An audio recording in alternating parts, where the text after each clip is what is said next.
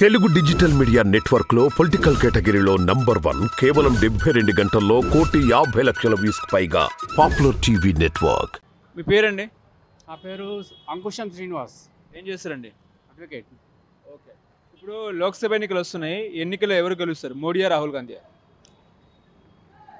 Most probably అయితే north side comparison చేస్తే ఇక్కడ కూడా మోడీకే ఎక్కువ ఛాన్సెస్ ఉన్నాయని కనిపిస్తున్నాయండి. ఓకే. ఎందుకు మోడీ గెలవాలంటారు?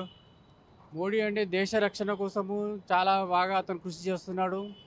మరియు అన్ని ఎక్కడ ఎలాంటి గొడవలు అలాంటివి రాకుండా కూడా అతను బాగా సేఫ్టీ అండ్ సెక్యూరిటీ అనేది ఆ ఆస్పెక్ట్లో బాగానే చేస్తున్నాడు.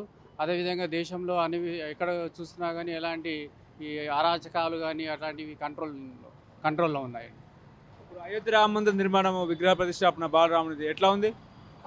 చాలా బ్రహ్మాండంగానండి. అసలు మోడీ వచ్చిన తర్వాతనే ఈ అయోధ్య అనేది ముందుకు కదిలింది. అదేవిధంగా ముస్లిమ్స్కి కూడా అతను జస్టిఫై చేశారు. ఎందుకంటే 500 ఎకరాల మరి ఆ విధంగా వాళ్ళకు కూడా ఆల్టర్నేట్ అనేది చూపించారు. కాబట్టి ముస్లిం బాయ్లకు కూడా వాళ్ళకు సరైన న్యాయం చేకూర్చారనిపించింది. ఓకే. ఇప్పుడు రాహుల్ గాంధీ ప్రైమ్ మినిస్టర్ అయ్యే అవకాశం లేదంటారా? 50% ఛాన్సెస్ ఉన్నాయండి. అంతగా Modi comparison to Rahul Gandhi 50% chances మాత్రం ఉన్నాయని అనిపిస్తున్నాయి. కానీ we cannot say exactly about Rahul Gandhi. మోడీకి మాత్రం అందరి తరఫు నుంచి మోడీకి చాలా బ్రహ్మాండమైన అవకాశం మళ్ళీ ఉందని అనిపిస్తుంది. ఇప్పుడు ఇక్కడ కిషన్ రెడ్డి బీజేపీ ఎంపీ అభ్యర్థిగా పోటీ చేస్తున్నారు. అంబర్పేట నుంచి గెలిచే అవకాశం ఉందా సికింద్రాబాద్ ఎంపీ అభ్యర్థిగా? ఉన్నాయండి, ఛాన్సెస్ ఉన్నాయి. ఎందుకంటే అతను గత 15 సంవత్సరాల నుంచి కూడా అతను ఇక్కడ అందరికీ బాగా పరిచయం ఉన్న వ్యక్తి. అందరు మ్యాక్సిమంగా వర్క్స్ బాగా చేస్తుంటాడు అతను. ఎందుకు కిషన్ రెడ్డికి ఎందుకు ఓటు వేయాలి అసలు? కిషన్ రెడ్డి గారు వాళ్ళు ఈ మొదటి నుంచి కూడా ఇక్కడ డెవలప్మెంట్ ఆస్పెక్ట్లో కానీ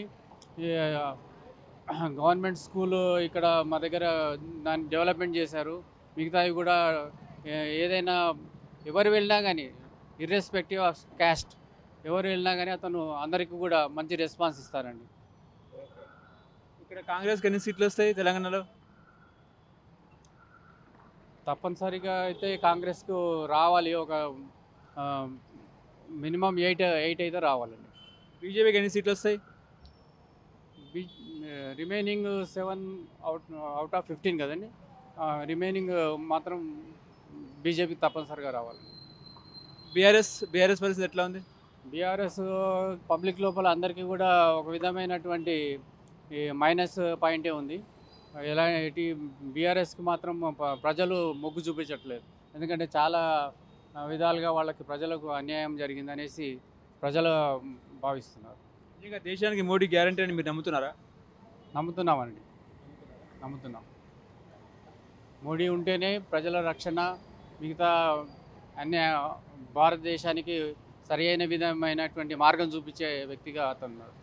మోడీ వస్తే రాజ్యాంగానే మార్చేస్తారని రాహుల్ గాంధీ, ప్రియాంక గాంధీ చెప్తున్నారు. నిజమే అంటారా? రాజ్యాంగం మార్చడం అనేది అది ఓన్లీ అందరికీ అన్ని విధాలుగా ఈక్వల్ జస్టిఫికేషన్ జరగాలనే ఉద్దేశమే తప్ప ఏ విధమైనటువంటి డిస్క్రిపెన్సీ లాంటి ఏంది లేదు.